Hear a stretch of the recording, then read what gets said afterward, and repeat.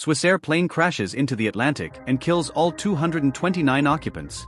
Vu 111 de Swissair, 1998. In 1998, Swissair Flight 111 departed New York for Geneva. About an hour after takeoff, the crew detected smoke in the cabin. Hello, welcome to Channel 20 Tell a Story. If you are not yet a writer on the channel, subscribe, leave your like and turn on notifications so you don't miss a single video from the channel. Vu 111 from Swissair, 1998. Swissair Flight 111 departed New York for Geneva. About an hour after takeoff, the crew detected smoke in the cabin.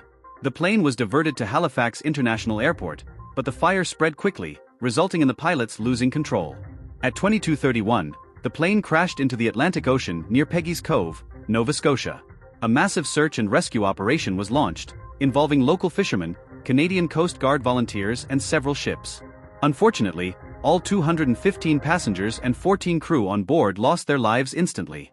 The operation soon turned into a recovery mission, using ships, helicopters and divers to search for wreckage and remains. The investigation, known as Operation Assistance, involved more than 2,400 members of the Canadian Armed Forces, 450 officers from the Royal Canadian Mounted Police and hundreds of personnel from the Canadian Coast Guard. Advanced equipment, such as the Okanagan submarine, was crucial in locating the flight recorders and determining the cause of the accident. The wreckage recovery phase lasted until December 1999, resulting in a series of safety recommendations issued by the Canadian Transportation Safety Board.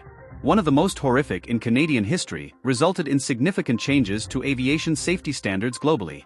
Despite the recovery of the wreckage, no survivors were found.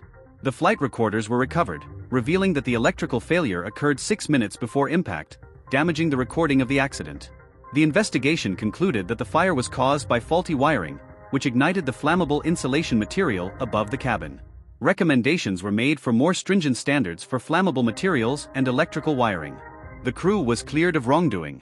Despite attempts to land in Halifax, it was determined that the plane would likely not have reached the airport even without the diversion to offload fuel. The small Scottish village of Peggy's Cove, with around 60 inhabitants at the time, was deeply impacted on September 2nd, as was the entire country. The reports were moving. Local fishermen played a crucial role in the search for survivors, while residents welcomed victims' families into their homes. The community bore the scar of that incident indelibly, reflected also in the stone memorial that remains today, listing the names of all those who lost their lives in that fateful sea. If you liked the video, share it with your friends, subscribe, leave your like and turn on notifications so you don't miss a single video from Channel 20 Tell a Story. Thank you and see you in the next video.